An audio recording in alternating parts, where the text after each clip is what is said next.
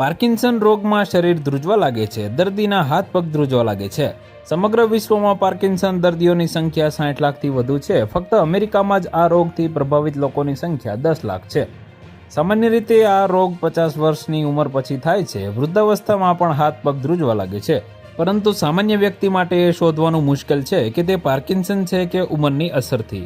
જો પાર્કિન્સન હોય તો શરીરની પ્રવૃત્તિ ઓછી થઈ જાય છે, મગજ યોગ્ય રીતે કામ કરતું નથી। આ રોગ એટલા માટે થાય છે કારણ કે મગજના ખૂબ જ ઊંડા મધ્ય ભાગમાં સ્થિત કોષોને નુકસાન થાય છે।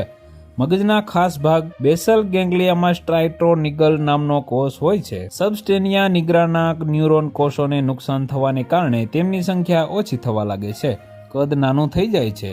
સ્ટ્રાઇમ અને સબસ્ટેનિયા નિગ્રા નામના ભાગોમાં સ્થિત આ ચેતાકોષ કોષો દ્વારા સ્ત્રાવિત રસાયણોનું પરસ્પર સંતુલનને ખલેલ પહોંચે છે।